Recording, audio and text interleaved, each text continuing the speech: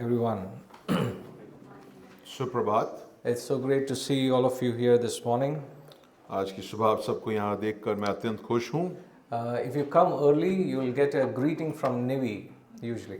अगर आप पहले आते हैं, थोड़ा जल्दी आएंगे तो आपको निवी आपको विश जरूर करती है, And she'll come and hug you. आपको गले लगाती है। And she did that this morning with me. She came and hugged me and said, "All the best, Chachu." और वो आज सुबह आई और कहा कि अच्छे से करना। But you won't be as good as my dad, you know that, right? और साथ साथ बोली कि जितना आप कोशिश करोगे मगर मेरे पिताजी जैसे प्रचार नहीं कर सकते। So the expectation is set for me and for all of you as well. अगर छोटी बच्ची को ये समझ में आ गया तो अब लगता है आप सबको। All right, thank you, Dharminder, brother, for reading the scripture for us this morning. आज सुबह वचन पढ़ने के लिए भाई धर्मेंद्र आपको धन्यवाद देना चाहता हूँ। How long, O Lord? That's a cry of Psalm 13. और भजन संगीता 13 में ये एक रोने को, एक चिल्लाहट को हम यहाँ पर देखते हैं। If you were honest this morning, it's the cry of many hearts in this church right now. और आज की सुबह अगर आप इस बात पर ध्यान दें तो हम इस कलीसिया में ऐसे बहुत सारे हैं जो इस रोने को रो रहे हैं, इस दुहाई को दे रहे हैं। Sometimes we suffer because of our own choices and decisions. कई बार हम लोग समस्या में आ जाते हैं, हमें मुश्किलातें होती हैं क्योंकि कुछ निर्णय हमने शायद गलत लिया है। Sometimes we suffer because of others in our life. See if it's yours.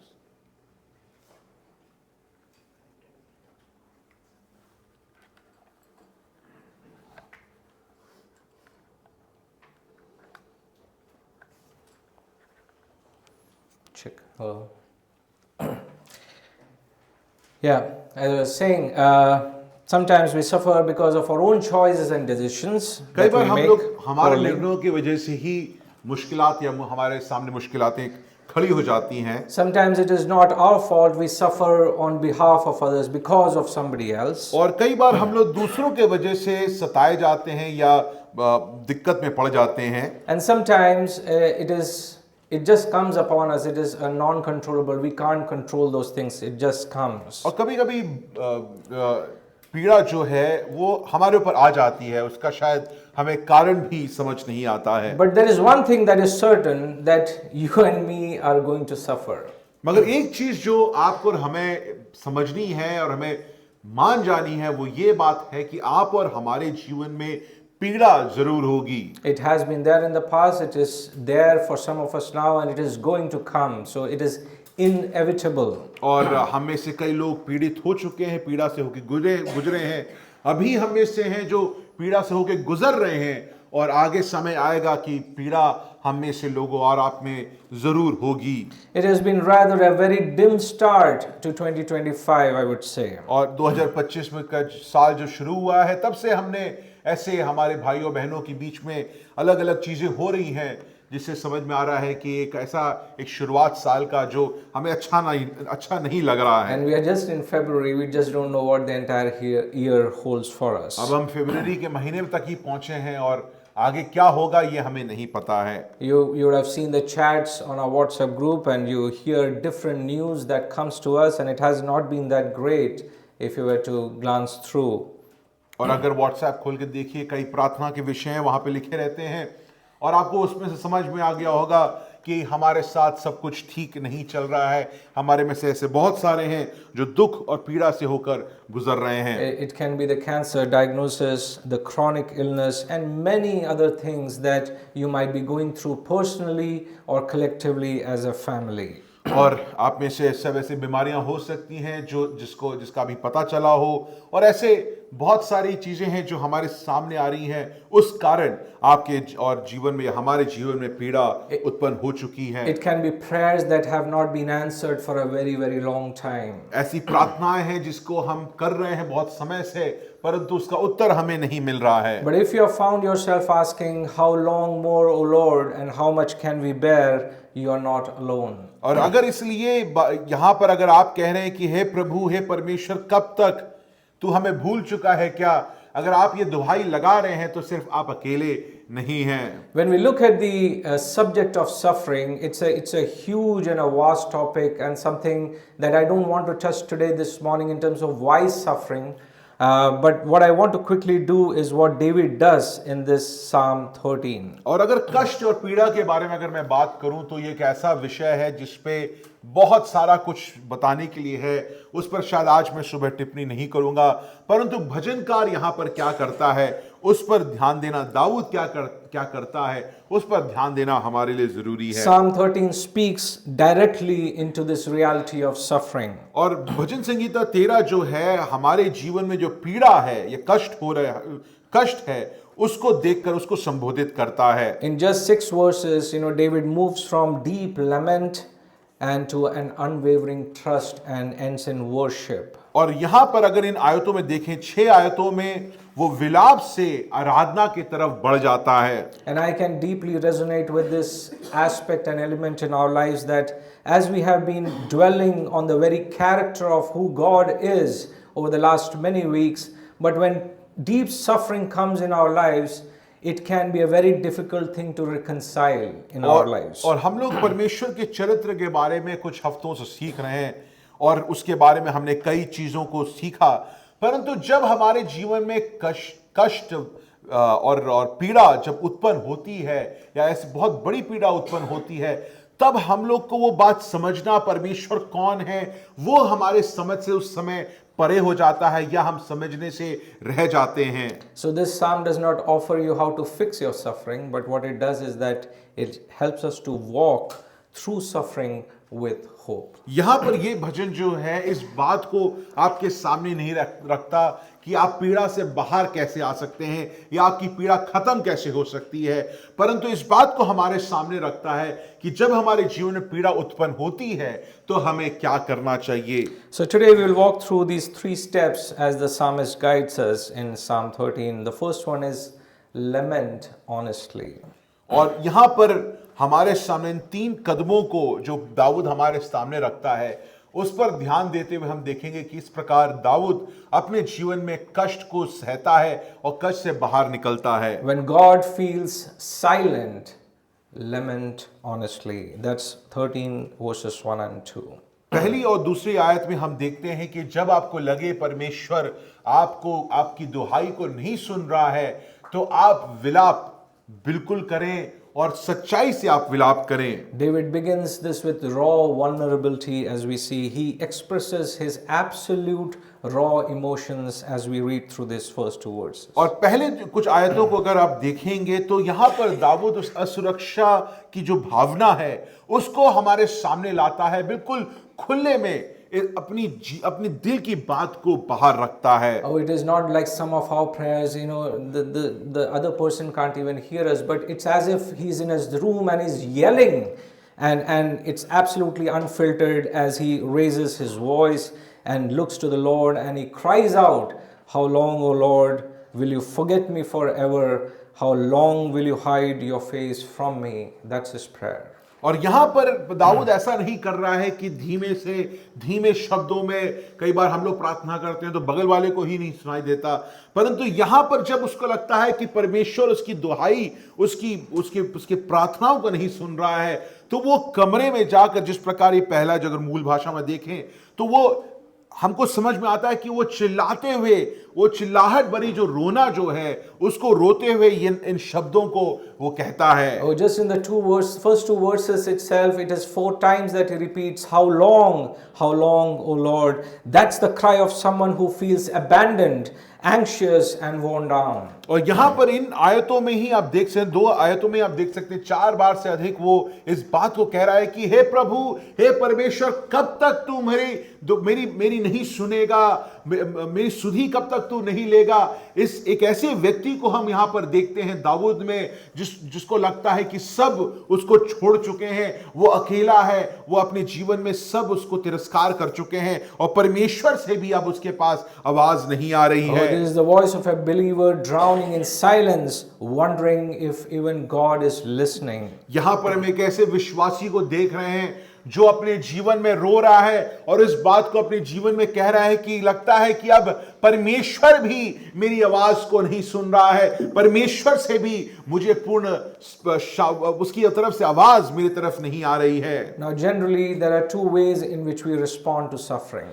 दो तरीके हैं प्रिय जीजों, जब हमारे जीवन में पीड़ा उत्पन्न होती है हम उसका प्रतिक्रिया दो तरीके से करते हैं। Either we move towards God or we move away from Him. या तो हम परमेश्वर की तरफ बढ़ते हैं या परमेश्वर से दूर चले जाते हैं। There is no third possibility. तीन और कोई विकल्प नहीं है, दो तरीके हैं जिससे हम इस पे या तो हम उसकी तरफ बढ़ते हैं या उससे हम दूर चले जाते हैं। But you may say, oh no, I'm neutral, you know, I am not thinking this way or that way, but I'm there. I come to the church, I listen in. But I can tell you that is regression. You can't say stay static in this particular situation. और आप कहेंगे कि नहीं भाई साहब ऐसा नहीं है, देखिए ना तो मैं परमेश्वर, जब मेरे जीवन में पीड़ाएं हो रही हैं तो मैं शांत हूं, मैं ना परमेश्वर के तरफ बढ़ रहा हूं ना परमेश्वर से दूर हो रहा हूं, जहां पर मैं स्थित हूं वहीं पर हूं, मेरे जीवन में इसके अलावा मैं नहीं कह सकता कि मैं परमेश्वर से दूर हो रहा हूं। मगर इस बात को मैं आपके सामने रखना चाहता हूं कि अगर ये एक ऐसा समय है कि अगर आप परमेश्वर की ओर नहीं बढ़ रहे हैं तो आप परमेश्वर से दूर ही जा रहे हैं। So if you're not moving towards Him, you are moving away from Him. There is no middle ground. अगर जब आपके जीवन में पीड़ा उत्पन्न हो रही है तो या तो आप परमेश्वर की तरफ बढ़ रहे हैं, अगर आप परमेश्वर की तरफ नहीं बढ़ रहे हैं तो इसका एक ही मतलब है कि आप परमेश्वर से दूर चलते जा रहे हैं। I don't know about you, but I can tell you about myself that when difficult times come, most times I do tend to regress. I tend to retreat. That's how I usually respond. प्रिय चीजों, मुझे आपका नहीं पता है मगर मेरे जीवन में जब जटिल समय आता है, विषम परिस्थितियां आती हैं, तो मेरी प्रतिक्रिया कुछ इस प्रकार होती है कि मैं परमेश्वर से दूर होने लगता हूं, उसके उपस्थिति से दूर जाने लगता हूं। Or you go into this guilt mode if it is a decision that you made wrongly and you are beating yourself up on it. आप क्या करते हैं कि अगर आपकी जो जीवन में जो समस्या अभी खड़ी है आपके सामने वो आपकी किसी गलती के कारण है, तो आप अपराध बोध जो है आप अपने ऊपर लगाते हैं। आपको लगता है अरे मेरी इस गलती से हुआ, अगर ये मैं नहीं करता तो ऐसा नहीं होता, और इसी के बोलते बोलते आप अपनी कुड़कुड़ाते रहते हैं, जीवन इसी में आप निकाल देते हैं। But Psalmist is showing us something different. He is moving towards God even when things are not making sense for him. मगर यहाँ पर भजनकार जो है वो बिल्कुल ही विपरीत कुछ कर रहा है। जब उसके जीवन में कुछ भी उसको समझ नहीं और उसके समझ के परे है, फिर भी हम देखते हैं दाऊद उस परमेश्वर की तरफ बढ़ता जा रहा है। To lament is not the opposite of faith, but it is a sign of it. प्रिय जीजो, जब आप विलाप करते हैं, ये ऐसा नहीं कि वो विश्वास घात को दिखा रहे हैं, आप विश्वास को परमेश्वर के सामने दिखा रहे हैं। Tim Keller says that to cry is human, but to lament is Christian. और टिम केलर इस पर टिप्पणी करते हुए कहते हैं कि रोना मानवीय है, परंतु विलाप करना विश्वासी होने का एक चिन्ह है। Oh, if you didn't believe in God's goodness and power, you wouldn't cry out to Him. प्रिय चीजों, अगर परमेश्वर के अच्छाई और भलाई पर अगर आपका विश्वास नहीं है तो आप उसके सामने क्यों विलाप करेंगे? But lament says that, I still believe in you, God, but I don't understand what you're doing. जब आप विलाप करते हैं प्रिय चीजों, तो आप इस बात को कह रहे हैं कि हे परमेश्वर, मुझे सब कुछ समझ नहीं आ रहा है, फिर भी तुम्हारे विश्वास से तुम्हारे भलाई पर मैं विश्वास करता हूं। The process of lamenting, it helps us to be real with God. जब आप विलाप करते हैं प्रिय जीसो, तो आप अपनी जीवन की सच्चाई को उसके सामने रखते हैं। वहां पर कोई पाखंडीपना नहीं होता है। जो आप हैं, जैसे आप हैं, वैसे आप परमेश्वर के सामने विलाप करते हैं। Or to be honest and to tell Him how you feel. आप इस बात को ईमानदारी के साथ परमेश्वर के सामने रखते हैं कि हे परमेश्वर, मुझे इस पीड़ा के कारण मुझे ऐसा लग रहा है, उस सच्चाइयों को आप बखान करते हैं परमेश्वर के सामने। To share how you feel abandoned and overwhelmed by the situation. आप इस बात को परमेश्वर से कहते हैं कि परमेश्वर, आप मुझसे सहा नहीं जा रहा है, ये मेरे सहने से परे है, और इसलिए हे परमेश्वर तू मुझे बचा ले। You should know, and we should know, that the longing in our heart represents a grief of sorts, as our hope for a specific reality has died. और हमको कभी कभी जब ऐसा होता है तो एक सच्चाई जो हमें लगती थी कि है, वो हमारे आंखों के सामने से विलीन होता है। उस कारण हम इस विलाप में पड़ जाते हैं, क्योंकि हमें लगता है कि हमारे जीवन से ये सच्चाई जो है ओझल हो रही है। In order to embrace our pain, we need to acknowledge it first, and that is what David does. यहां पर दाऊद क्या करता है, वो कुछ भी जाके प्रार्थना नहीं कर रहा है। यहां पर दाऊद कह रहा है कि हे परमेश्वर, मेरे जीवन में जो बात घटी है, जो पीड़ा जो है, जो कष्ट जो है, वो सच्ची है, वो सच्चा है, और उसको हे परमेश्वर मैं तुम्हारे सामने रखता हूं। Oh, lament honestly.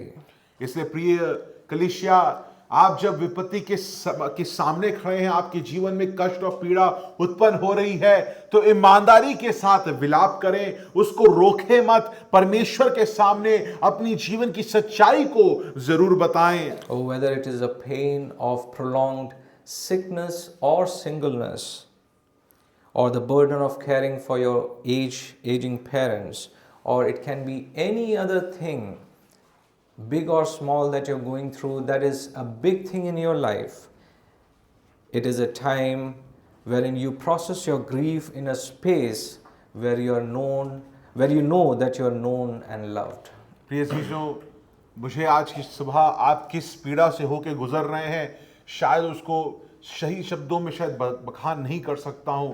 शायद आप कोई बहुत एक बीमारी से जूझ रहे हैं, सालों साल आपके साथ वो बीमारी लगी हुई है, उससे आप बच नहीं पा रहे हैं, या आपके जीवन में आपको बाकियों का ध्यान रखना पड़ रहा है जो खुद बीमार पड़े हुए हैं। मुझे आपके जीवन की पीड़ा शायद नहीं पता है, परंतु प्रिय चीजों, इस बात को हम दाऊद के जीवन से समझते हैं कि ये हमारे लिए समझना अनिवार्य है कि हम ऐसे विश्वासी होने के कारण हम इस बात को कह सकते हैं कि परमेश्वर मुझे जानता है, मेरे दुख को जानता है, मेरी सच्चाइयों को परमेश्वर जानता है, इसलिए मैं आनंदित हूं या आश्वासित हूं।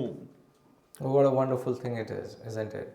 So are we lamenting? Are we honest to God in our prayers to really cry out to Him and expressing just the way we are, without thinking anything else? प्रिय चीजों, सवाल मैं आज ये पूछना चाहता हूं कि जब हम विपत्ति से होकर जब गुजरते हैं, तो क्या हम ईमानदारी के साथ विलाप करने वाले बन पा रहे हैं, कि क्या हम उसमें भी शब्दों को ढूंढते हैं कि इस प्रकार हम अपने विलाप को, अपने दुख को सामने रखेंगे, पता नहीं लोग क्या सोच जाएंगे या परमेश्वर क्या सोच जाएगा, उसमें भी हम अपनी शब्दों को पिरोते हैं अपने अपने तरीके से। मगर दाऊद कहता है, जैसे हो, जैसा लग रहा है तुम्हें, तो उसको परमेश्वर के सामने रखो। The second thing that we see is in verses from 3 to 5, when hope feels lost, trust in God's character.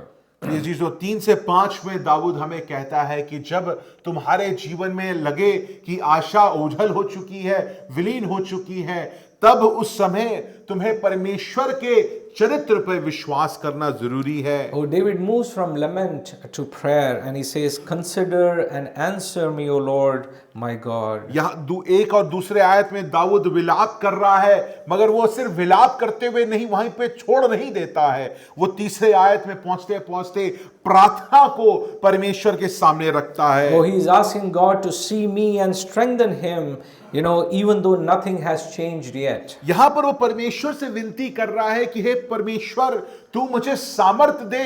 उसके जीवन में शायद जो सच्चाई है, पीड़ा बदली नहीं है, हटी नहीं है, फिर भी वो परमेश्वर से प्रार्थना कर रहा है कि हे परमेश्वर, इस पीड़ा को झेलने की क्षमता और सामर्थ मुझे तू प्रदान कर। Oh, then comes the turning point and he says, "But I have trusted in your steadfast love." और यहां पर वो कहता है कि हे परमेश्वर, मैंने तेरे प्रेम पर विश्वास किया है। One of the Lord's servant, he said this in regards to this portion. He said, "God is still God with the lights on and with the lights off."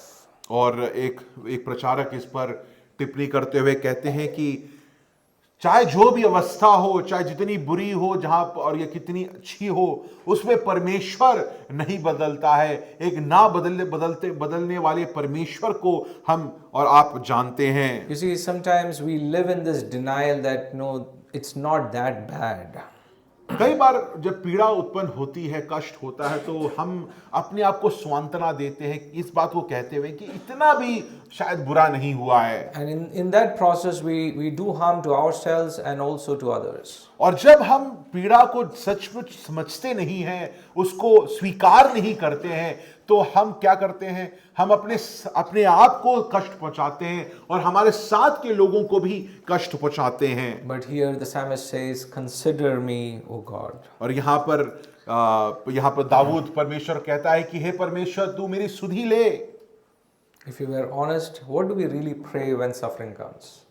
मैं आपसे पूछना चाहता हूं कि जब हमारे जीवन में कष्ट और पीड़ा उत्पन्न होती है, तो हम क्या प्रार्थना When there करते is हैं? suffering, when there is disappointment, when there is this big thing that we are going through, what's our real prayer? हमारे जीवन में जब कष्ट उत्पन्न होता है, पीड़ा उत्पन्न होती है, निराशा उत्पन्न होती है, तो सचमुच में हम क्या प्रार्थना करते हैं? हमारी बोली क्या है प्रार्थना में? Oh, we would say, "Oh Lord, will you just turn the lights on again?" और हमारी प्रार्थना ये होती है कि परमेश्वर, ये जो समस्या है ना, ये जो कष्ट है, मेरे जीवन से तू हटा दे, उस उजाला को, उस रोशनी को वापस मेरे जीवन में ला दे। Oh Lord, whatever you wanted to teach me, I have learned, but can you just take this off now? और हम कहते हैं कि परमेश्वर, जो तू मुझे सिखाना चाह रहा था, मैं तुरंत सीख गया हूं, अब मेरे जीवन से ये कष्ट और पीड़ा को तू हटा दे। But you and me, we both know that a lot of times He doesn't turn back on the lights. परंतु आप और हम इस सच्चाई को जानते हैं कि परमेश्वर हमारे हिसाब से, हमारे समय के हिसाब से नहीं चलता है। हमको एक पाठ सिखाने के लिए वो हमको एक अवस्था में, शायद विषम अवस्था हो सकती है, उसमें वो हमको रखे रहता है। Oh, that was the problem of David, and that's why he was crying, "How long, O Lord, और how long?" यही चीज यहाँ पर दाऊद अपने जीवन में महसूस, अनुभव करता है। उसको लगता है कि वो जो परमेश्वर उसको सिखाना चाहता था, वो सीख चुका है। अब उसके जीवन से ये परिस्थितियां, विषम परिस्थितियां हट जानी चाहिए, मगर वो हटती नहीं है। इसलिए वो क्या कहता है, क्या रोता है? कब तक हे परमेश्वर तू मुझसे दूर रहेगा? Oh, we can almost sense the tension between, suffering and trusting in God, isn't it? जब पीड़ा होती है तो आप उस समय पर वहां पर एक आप टेंशन को देख सकते हैं, जहां पर विश्वास और जो क्लेश जो है, कष्ट जो है, वो आपस में टकराता है। Oh, there's an ongoing wrestling. आपस में इन दोनों की टक्कर होने लगती है। Oh, we have been learning about who is God over the last many weeks. और हम लोग ने पिछले कुछ हफ्तों में हम परमेश्वर के चरित्र के बारे में, परमेश्वर कौन है, उसको हम सीख रहे हैं। His character, His word, His identity. और उसका चरित्र, उसका वचन, उसकी पहचान। But when we go through difficult times, that's a time when you can't just reconcile these things together. मगर जब हमारे जीवन में क्लेश या पीड़ा उत्पन्न होती है, तो तुरंत जो हमारा विश्वास डगमगा जाता है और उसका चरित्र और परमेश्वर कौन है, वो हमारे जीवन में बहुत छोटा हो जाता है।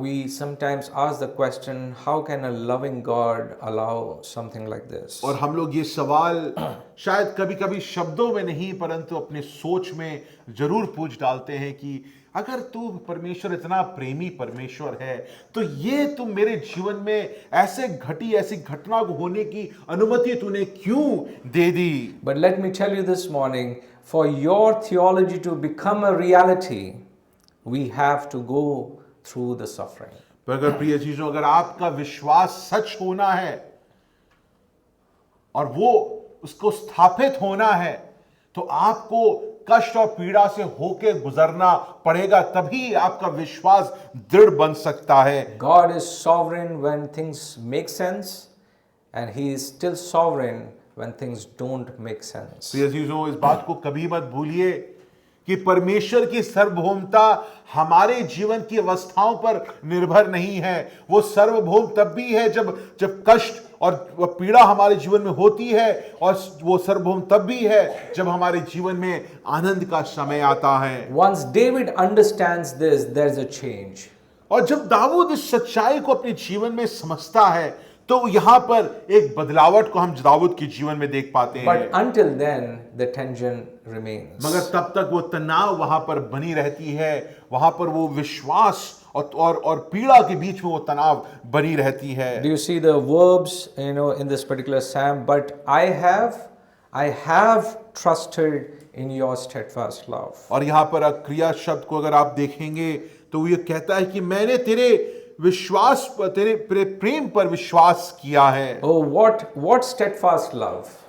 एक ऐसा कौन सा प्रेम है जो स्थापित है, स्थित है। Oh, the steadfast love of the Lord that never ceases, and His mercy that never comes to an end. और प्रिय चीजों, एक ऐसा प्रेम जो कभी विलीन नहीं होता, ओझल नहीं होता, और ऐसा उसका उपस्थिति जो हमसे दूर नहीं जाती है। Oh, but wait a minute. What are you saying? This does not make much sense, because I am feeling very disappointed. I am feeling very discouraged. My enemies are, seemingly doing much better. But he says, but I have trusted in your steadfast love that is voluntary.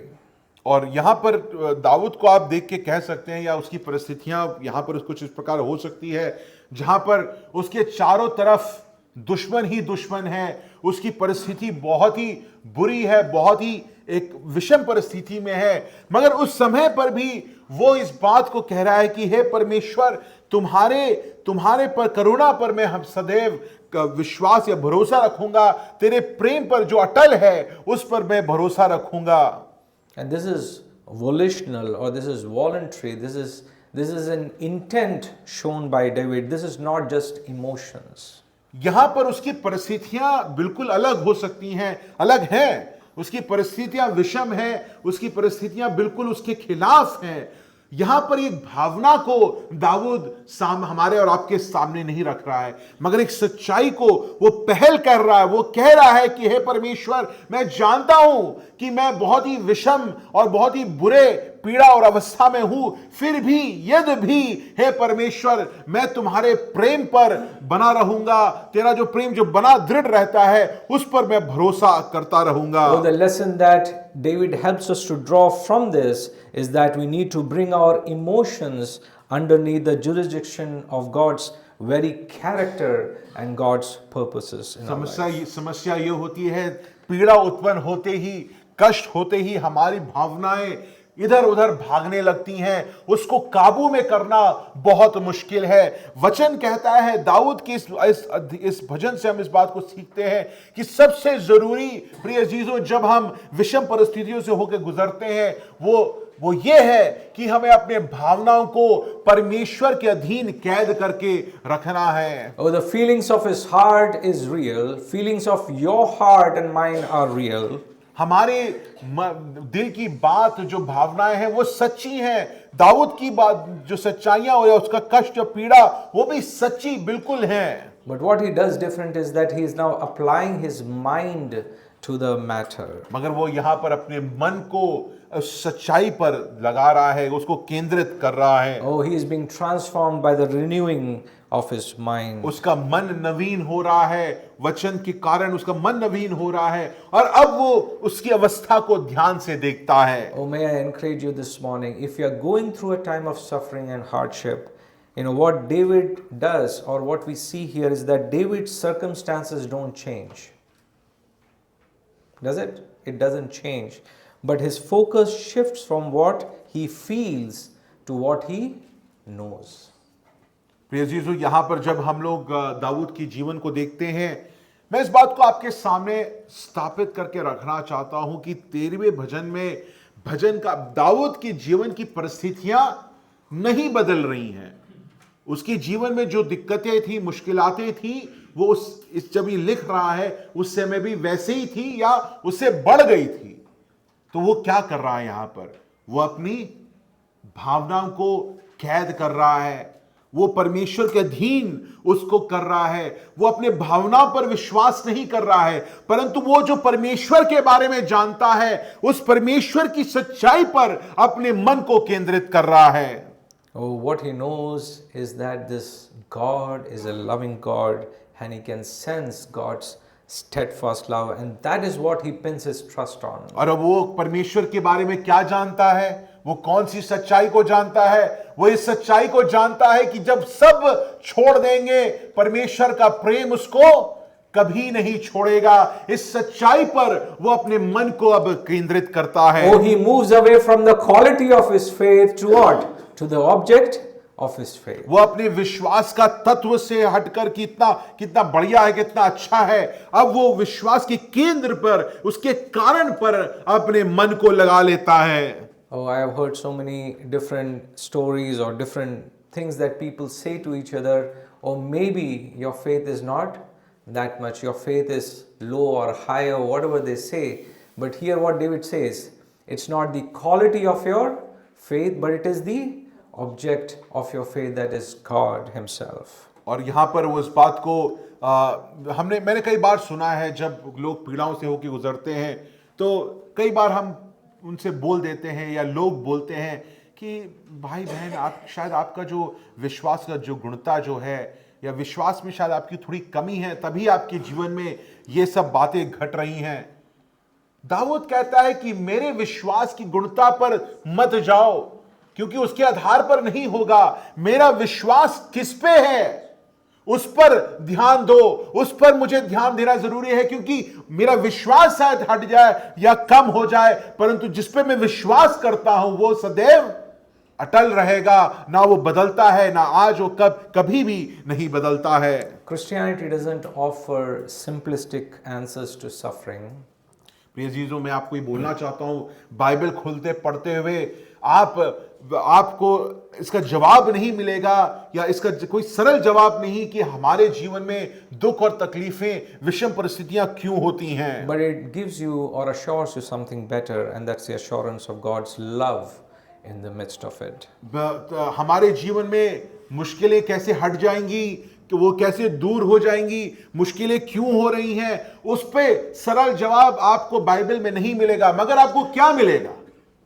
जब आप Bible के पन्नों को खोलेंगे और उसको पढ़ेंगे, तब आपको वहां पर यह मिलेगा कि इस मुश्किल से, इस विषम परिस्थितियों से जूझने के लिए जो मुझे विश्वास चाहिए, जो मुझे कारण चाहिए, वो आपको बाइबल दिखाएगा। Oh, the psalmist is exhorting us to trust in God in and through the storm by anchoring ourselves in Scripture. Dawood कहता है कि तुम्हारे जीवन में ये मुश्किलें हैं, उस समय पर तुम परमेश्वर पर ध्यान दो, परमेश्वर को अपना गढ़ बना लो, जिससे कि तुम्हारे जीवन की परिस्थितियां जो भी हैं वो टल जाए, उससे तुम बच जाओ, क्योंकि परमेश्वर तुम्हारा शरण स्थान बन चुका है। Oh, when emotions overwhelm you, cling to God's promises and not your feelings. जब प्रिय जीजों आपके जीवन में भावनाएं आपके ऊपर काबू कर लेती हैं, पर आप उस समय परमेश्वर और परमेश्वर की सच्चाई पर ध्यान देना ज्यादा लगे, उस पर आप ध्यान दें, अपने भावना पर ध्यान मत दें। Oh, he exhorts us to recall his past faithfulness. यहां पर दाऊद कहता है कि तुम परमेश्वर की विश्वास योग्यता, उसके बारे में वचन में जो लिखा है उसको पढ़ो। वो खुद यहां पर इजरायली के साथ जो परमेश्वर ने जो किया है, उस इतिहास को पढ़ते हुए कहता है कि सचमुच ये परमेश्वर ऐसा प्रेम दिखाता है जो दृढ़ प्रेम है। Or reflecting on how God has taken you through the past trials. प्रिय जीजों, हमारा भी समय आता है जब हमें याद रखना है कि परमेश्वर ने हमारे जीवन में जब मुश्किलें हुई, पहले जो भूतकाल में जो हमारे साथ हुआ, उसमें किस प्रकार परमेश्वर ने हमें बचाया, किस प्रकार वो हमें ले चला, उन चीजों पर हम ध्यान दें, उसके बारे में सोचने लगे। Usually whenever we go through these times in our life, we hear this as a word of encouragement that time will heal. कई बार जब हम मुश्किलों से होकर गुजरते हैं, तो ये बार कई लोग बोलते हैं कि समय बीतते ही आप ये सब भूल जाएंगे, समय एक ऐसा चीज है जो इन सब चीजों को चंगा कर सकता है। But David knew better. मगर दाऊद कहता है कि ये सब मुझे नहीं पता, मुझे एक सच्चाई पता है। Oh, he knew that time is not a healer. वो इस बात को जानता है कि समय बीतने से चीजें ठीक नहीं हो जाती, वो समय चंगाई नहीं प्रदान करती है, but it's but a revealer of how God does the healing. Time is not a healer but a revealer of how God does the healing. और समय जो है वो अपने आप में चंगाई नहीं देता है प्रिय अजीजों।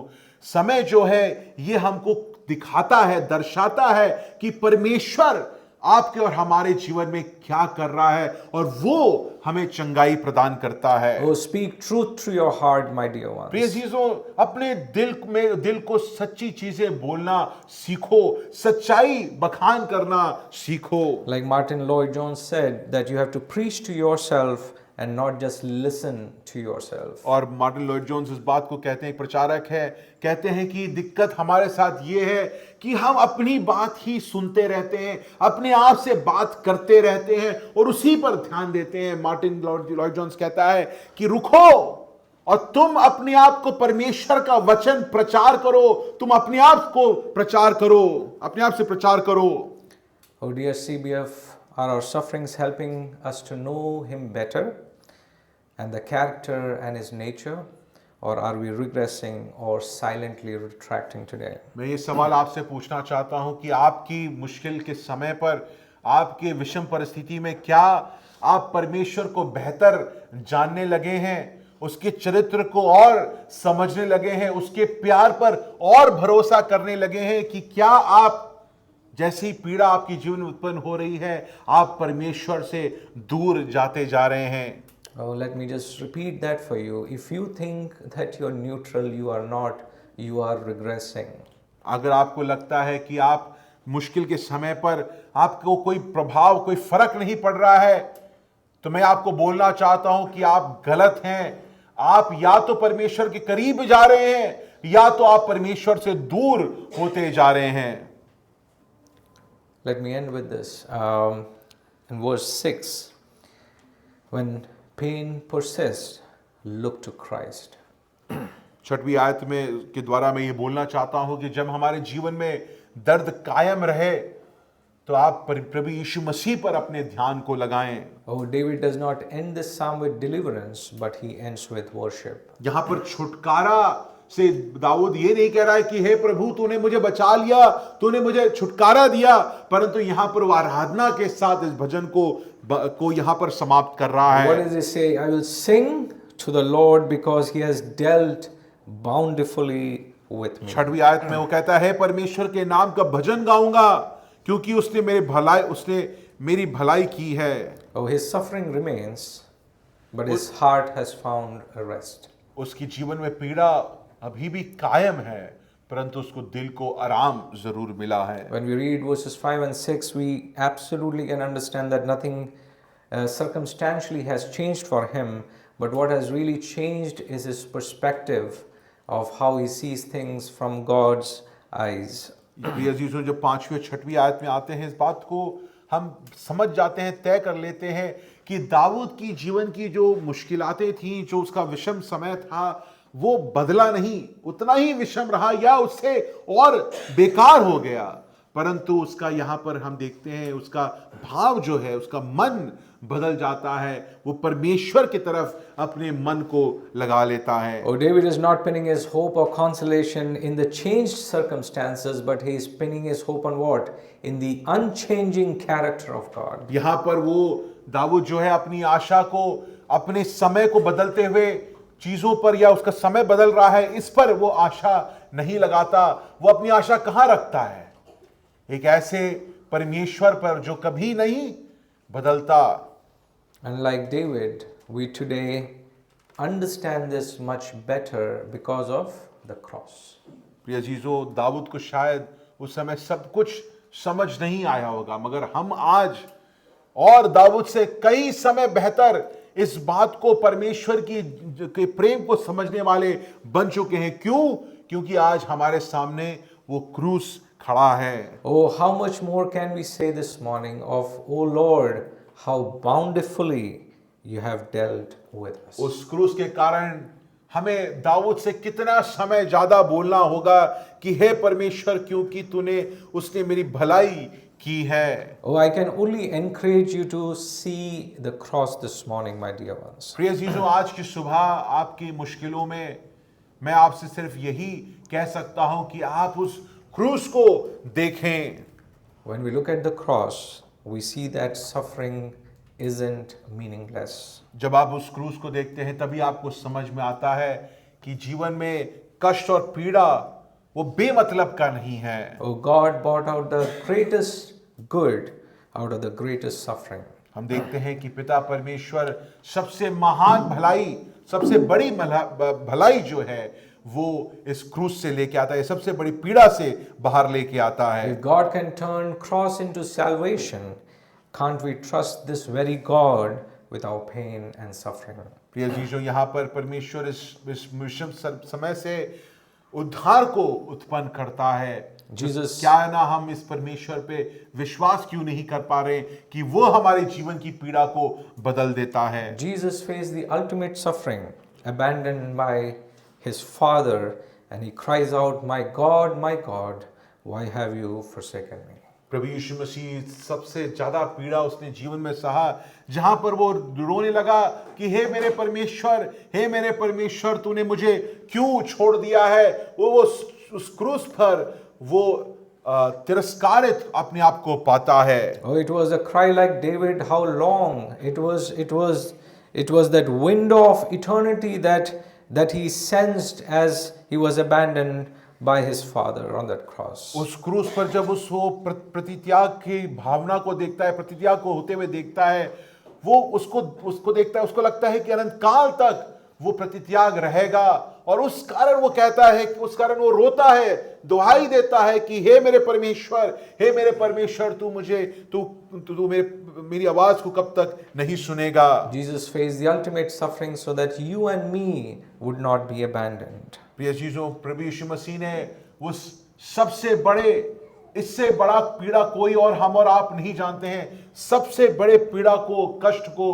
प्रभु यीशु मसीह ने अपने जीवन में अनुभव किया, और वो हमारे लिए था। Hebrews 4:15 it says that Jesus is our high priest who sympathizes with our weakness. और इब्रानियों में वो कहा है कि वो महायाजक है जो हमारी कमजोरियों को जानता है, पहचानता है। Oh my dear ones, he knows your pain firsthand. प्रिय जीसो, हम ऐसे एक प्रभु यीशु मसीह को जानते हैं जो हमारे दर्द को जानता है। Not only that, when we look at the cross, we also find our strength in the resurrection. जब हम उस क्रूस को देखते हैं प्रिय जीसो, हम लोग सामर्थ भी पाते हैं, क्योंकि हम वहां पर जी उठने को भी हम देखते हैं। Because the empty tomb says one thing, that suffering will not have the final word. और हम जब उस खाली कब्र को देखते हैं तो हम इस बात को जानते हैं, सच्चाई को जानते हैं कि सिर्फ कष्ट और विलाप और कष्ट और क्लेश जो है हमारे जीवन का गंतव्य नहीं है। Let me close with these few applications, dear church. मैं इन चीजों को आपके सामने रखना चाहता हूं। We know for sure that lot of us are going through a lot of things in our lives. हम लोग इस बात को जानते हैं कि हम में से कई हैं जो बहुत ही मुश्किल के समय से होकर गुजर रहे हैं। For those who are in deep pain and agony and suffering, lament honestly.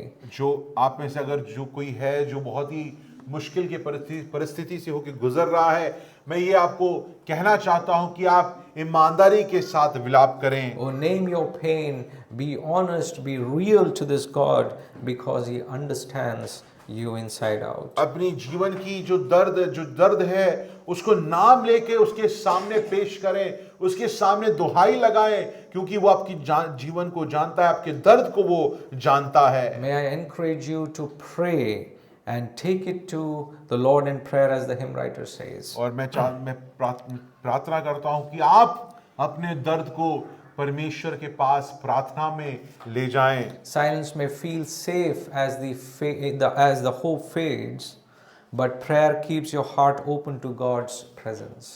और जब कभी शांति जो है वो हमें अच्छी लगने लगेगी, जब आशा हमारे जीवन से विलीन हो जाती है, परंतु प्रार्थना ही एक ऐसी चीज है जो हमारे दिल को खुला रखता है। It will unfold the real character of who God is. प्रार्थना करने से ही प्रिय जीजों आपके जीवन में परमेश्वर का सचमुच चरित्र वो आपको समझ में आने लगेगा। Third point, more importantly, stay in the community. और तीसरी बात प्रिय जीजों, जब मुश्किलें आती हैं तो समूह के साथ जरूर चले। Share your burdens with the dear ones in the church. कलीसिया के लोगों के साथ अपने दिल की दर्द को बांटें। Isolation can fuel more despair in your life, but I want to encourage that fellowship will strengthen your faith. जब मुश्किलें आती हैं, परिस्थितियां जब हमारे जीवन में कष्ट और क्लेश उत्पन्न करती हैं, स्वाभाविक रूप से मानवीय रूप से हम चाहते हैं कि हम अकेले हो जाएं, कोई हमसे बात ना करे, हम अकेला हो जाना पसंद करते हैं।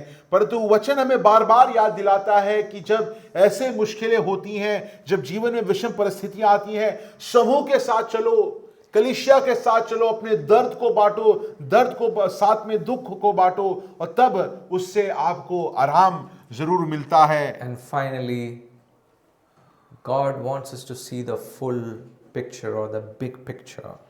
और आखिरकार मैं ये बोलना चाहता हूं कि परमेश्वर हमें वो पूर्ण चित्र दिखाना चाहता है। Would you just turn with me to 1 Peter chapter 1 verses 6 and 7. मेरे साथ पहला पत्रस उसकी पहली अध्याय 6वीं और 7वीं आयत को देखें। 1 Peter chapter 1 verses 6 and 7. इस कारण तुम मग्न होते हो, यद्यपि अवश्य है कि अभी कुछ दिन के लिए नाना प्रकार की परीक्षाओं के कारण दुख में हो, और ये इसलिए कि तुम्हारा परखा हुआ विश्वास जो आग से तय हुआ नाशवान सोने से भी कहीं अधिक बहुमूल्य है, यीशु मसीह के प्रकट होने पर प्रशंसा और महिमा और आदर का कारण ठहरे। Some of us, our suffering has been not just temporal, but it has been lifelong. और हमें से ऐसे कोई हैं, कुछ लोग हैं जिनका दर्द करीब करीब शाश्वत है, पूर्ण जीवन काल वो दर्द हमारे साथ बना हुआ है। You and me can ask this question to Peter, what do you mean by little while? और आप ये सवाल पतरस से पूछ सकते हैं कि पतरस, तुम मेरा दर्द तो जीवन काल का मुझे लग रहा है, तुम ये क्यों बोल रहे कि कुछ समय के लिए? Oh, I have been carrying this for the last many years. और मैं अपने इस दर्द को, इस दुख को, इस क्लेश को सालों साल से लेकर चल रहा हूं। But what Peter is saying is that he wants us to see the whole canvas. यहाँ पर पतरस कहता है कि मैं चाहता हूं कि तुम उस परमेश्वर के पूर्ण दृश्य को अपने सामने देखो। What he is saying is that in the perspective of eternity with Christ, this is but a little while. पतरस यहाँ पर कहता है कि आने वाला आनंद जो है, जहां पर हम और आप अपने उद्धारकर्ता प्रभु यीशु मसीह के साथ रहेंगे, वो अनंत काल के लिए रहेंगे। वो जो आनंद को जब आप उसकी तुलना इस क्लेश के साथ करते हो, तो ये क्लेश क्षणभंगुर लगता है, छोटा लगने लगता है। Even if you have to suffer our whole life, it is but a little while. अगर आप हमारे जीवन में जीवन काल भी अगर हमें दुख और दर्द को लेकर चलना पड़े, फिर भी वो अनंत काल के सामने क्षणिक है, क्षणभंगुर है। If our children wake up in the night with a nightmare, और अगर हमारे बच्चे कभी रात को डर के जब उठते हैं, crying out loudly for their parents, और वो रात को कोई सपना अपना देखा, उससे डर कर वो रोकर उठते हैं, जागते हैं, तो वो अपने माता पिता की दुहाई लगाते हैं, रोने लगते हैं। we all know what will the parent do. He or she will rush to the child. और हम जानते हैं कि ऐसा जब होता है, जब ऐसा रोना माता पिता सुनते हैं, तो वो भागकर अपने बच्चे को के पास चले जाते हैं। It draws them closer. वो उसको गले लगा लेते हैं और उसके करीब समीप आ जाते हैं। Your lament, your cry is going to draw God more near to you. प्रिय जीसु, आपका विलाप जो है, उस कारण आप परमेश्वर के और करीब चले जाएंगे। Keller spoke about his own mortality before he died, when he was diagnosed with cancer. Keller को जब कैंसर हुआ, जब उसको ये बात पता चला, तो उसने एक बात को हमारे सामने रखा। And as he was going through the treatments and a long treatment for that reason. और उस कैंसर के कारण वो काफी समय वो ट्रीटमेंट में था. And this is what he said: the cancer diagnosis didn't change my theology, but it tested it. And what I found was that God's love, once theoretical in some ways, became profoundly personal. Keller इस बात को कहता है कि जब मेरे cancer के बारे में जब मुझे बताया गया कि मुझे कैंसर है, तब मेरे विश्वास को ये जो घटना मेरे विश्वास को नहीं बदला, या जो मैं परमेश्वर के बारे में जानता हूं उस बात को उसने बदला नहीं, परंतु जो मैं जानता हूं या मेरे विश्वास का परखा जाना जरूर हुआ. और मैंने इस बात को समझा कि कई चीजों को मैं सिर्फ परमेश्वर के प्रेम के बारे में कई चीजों को सिर्फ मैं जानता था, मगर ये घटना के बाद अब मैं कह सकता हूं कि परमेश्वर के उस प्रेम को मैं व्यक्तिगत रूप से जानता हूं, अनुभव करता हूं. And he goes on to say that you really don't know Jesus is all you need until Jesus is all you have. आपको आखिरकार वो कहता है कि सबसे जरूरी बात यह है कि तुम इस बात को जानो कि प्रभु यीशु मसीह तुम्हारे लिए है. उसके बारे में जानना नहीं, मगर तो वो इस बात की सच्चाई को मानना कि वो आपके जीवन में है, वो आपके जीवन के लिए काफी है. May God continue to talk to us and bless us through this word this morning. ये चीजों में प्रार्थना करता हूं कि परमेश्वर अपने वचन से हमारे सामने बात करे, अपने वचन से हमारे दिलों को उनके समक्ष में बात करें.